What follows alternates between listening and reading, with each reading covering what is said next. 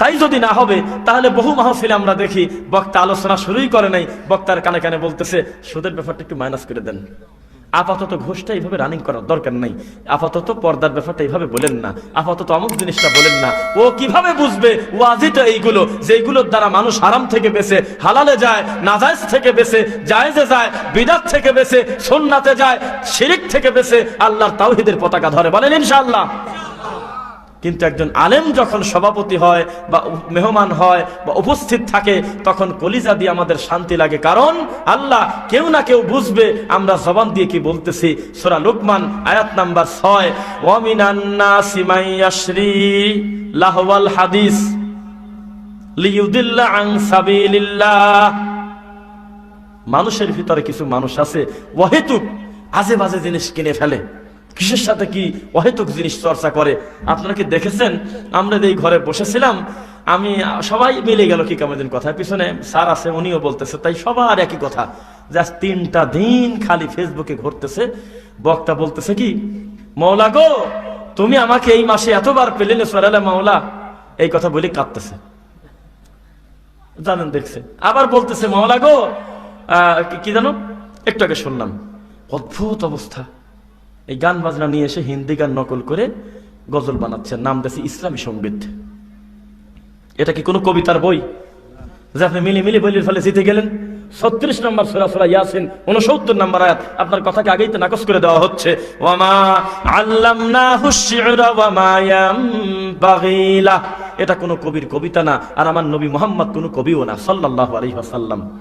In হুয়া ইল্লা যিকর, এটা হলো আল্লাহর পক্ষ থেকে উপদেশ, ওয়া কুরআনুম মুবিন, এবং স্পষ্ট কোরআন, বলেন আলহামদুলিল্লাহ। কিন্তু আমাদের পেট ভরে না, ওই কে গান বলতেছে, কে বাদাম বেচতেছে, কিসের সাথে কি টেনে নিয়ে এসে আমরা ওয়াজের মঞ্চে লাগায় দিচ্ছি। টাঙ্গাইলে একটা জোকার আছে, আজকে খোলামেলা, আজকে অনেক কথা বলবো ইনশাআল্লাহ, ঠিক আছে তো? যদি বলেন যে এগুলো শুনলেন কিভাবে, আপনার হুজুর রাত দিন হিন্দি গান শোনে, ইংলিশ গান শোনে, না হলে এই জালসায় খিলখিল করে কি কামে? এই হিন্দি গানের সুরে উনি গজল পাইলে কোন জায়গা, নিশ্চিত নিজের শোনা লাগছে।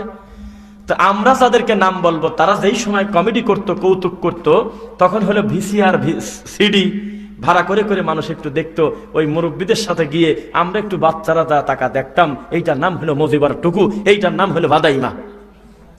বোঝেন, আমরা মানুষ, অস্বীকার করবো না, স্বীকার করতেছি। আমরা তো এই দিনের বুঝটা, এই ভারত তো তখন ছিল না যে অহেতুক জিনিস দেখলেও গুনাহ হয়। ইয়ার কি ঠাট্টা করেও যদি কেউ মিথ্যা কথা বলে যেমন পাপ হবে, সিরিয়াস মিথ্যা কথা বললে একই পাপ হবে। বোঝা যাচ্ছে নাকি?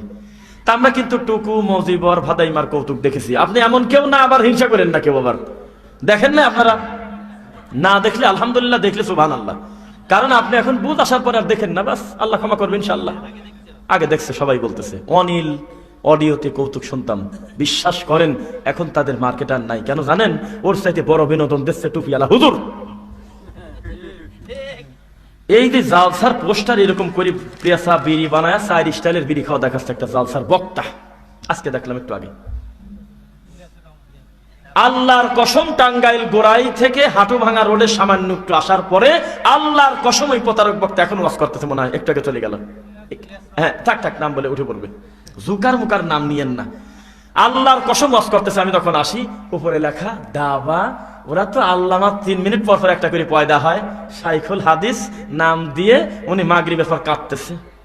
সে পরশুদিন বলতেছে যে হাতের কাছে যাকে পাবেন একে অন্যকে জড়াধরি কাঁদেন। কে এর সাথে কি ধর্মের সম্পর্ক? দেখছেন না? আপনিও ধরছেন? আরে মিয়া, একটা কথা, মানে ওই বক্তা বলতেছে যে হাতের কাছে যাকে পাবেন তাকে জড়াধরি কাঁদেন। কাঁদার সাথে এর সাথে কি দিন ধর্মের সম্পর্ক? একটা আমূল্য সম্পর্ক নাই। আপনি কাঁদছিলেন কেন তাই বলেন? এই জোশে জোশে আমাদের বাড়ির পাশে একজন, সত্য কথা, আল্লাহ প্রত্যেকটা কথার হিসাব তোমাকে দিতে হবে।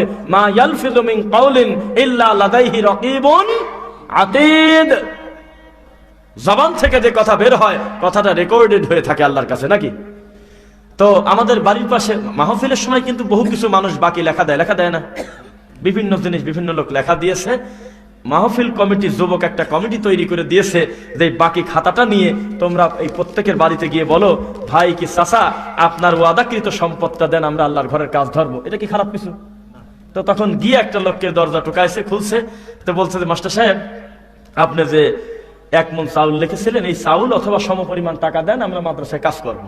বা সিমেন্ট কিনি আর যাই কিনি বা ছেলেদের খাওয়ার ব্যাপারে আপনার যেটা সুবিধা, চাউল দিবেন না টাকা দিবেন, কয় 10 কেজি দেবো, হয় না হয় চলে যা। লেখছে কয় মন, কয় 10 কেজি চাল দেবো, হয় না হয় চলে যা। কয় আপনি তো জালসায় লেখা দিলেন 1 মন, কয় ঝুলে ঝুলে বলে ফেলছি, অত নারায় তাকবীরের বীরে কি করেছি হিসাব আছে নাকি? কথা বুঝছেন তো? জোশে ঝুলে ঝুলে জোশে বান্দাদেরকে শিরিক করাচ্ছে একটা হুজুর মানুষ, বলে নাউজুবিল্লাহ। আবু দাউদ 20,335, আল্লাহ রাসূল সাল্লাল্লাহু আলাইহি ওয়াসাল্লাম বলছেন যে আমি মুহাম্মদ সাল্লাল্লাহু আলাইহি ওয়াসাল্লাম চলে যাচ্ছি, তবে উম্মতের জন্য এই মারাত্মক ফিতনা খারাপ জিনিস হুজুর মানুষের চাইতে আর বেশি কিছু রেখে গেলাম না। শুনতেছেন নাকি? তাহলে উনি বলতেছে যে হাতের কাছে যাকে পাবেন তাকে জড়ায় ধরেন। আপনি হাসলেন, আপনি তো মনে করতেছেন উনি জোকার। এই জোকার এক লাসানির জন্য 85,000 টাকা লাগে। আল্লাহর কসম, আর টিভি সহ গ্রহণযোগ্য বহু নিউজ পোর্টাল সহ অফলাইন অনলাইনে বহু মানুষ ব্যানার নিয়ে আমাদের এই বাংলাদেশে দাঁড়ায় তারা শত শত প্রমাণ দিয়েছে। আমাদের মাহফিলে ডেট নেছে, দক্ষিণ পাড়া এলাকায় আমার থেকে নেছে, হাবলা এলাকায় আমার কাছ থেকে নেছে, কালীহাতি কয় আমার কাছ থেকে নেছে। একই দিনে 4-5 জনের খালি কথা দিতে হয়েছে। লাস্টে আসরের পর থেকে ফোন বন্ধ, টাকা নিয়েছে 45,000। যেই মাহফিলে যাবে স্টেজে পাওয়া দেওয়ার আগে আর বাকি 70,000 দিতে হবে, বাকি 35,000 দিতে হবে। একটা কথা মিথ্যা বললে আপনি আজকে সকালেই দেখতে পারবেন অথবা যে কোনো সময় যে আমার কথাটা সত্য না মিথ্যা। এখনো পর্যন্ত আর টিভি অন্যান্য নিউজে আছে নাকি মিথ্যা না সত্য বললাম? কেন আনতেছে?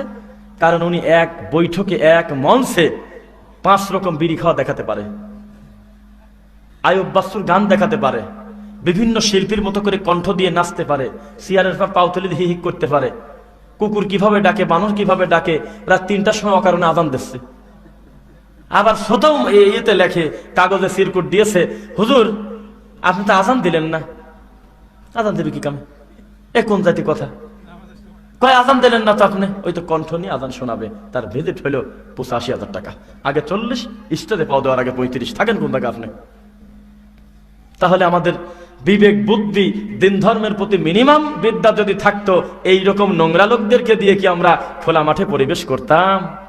যাদের বক্তব্যের ফাউন্ডেশনই হলো কাকা বলেছেন, দাদা বলেছেন, আকাবির বলেছেন, মেদো হুজুর বলেছেন, আব্বা হুজুর বলেছেন, বুজুর্গানে হাজরাত বলেছেন, বড় কেবলা বাবা বলেছেন, তাদের যদি আপনি এইভাবে যদি খোলা মাঠে নিয়ে আসেন, তাহলে যারা আল্লাহ বলেছেন আর নবী বলেছেন এই 2 কথা দিয়ে বক্তব্য দেয় মাঠে, তাদেরকে কি করবেন বলেন? শুনতেছেন? সুন্নাত দিয়ে যদি জায়গাটা পূর্ণ করতে না পারেন, ব্যর্থ হন, আপনি ইবলিস কর্তৃক বিদাত দিয়ে জায়গাটা পূর্ণ হয়ে যাবে, খালি জায়গা। শুনতেছেন নাকি?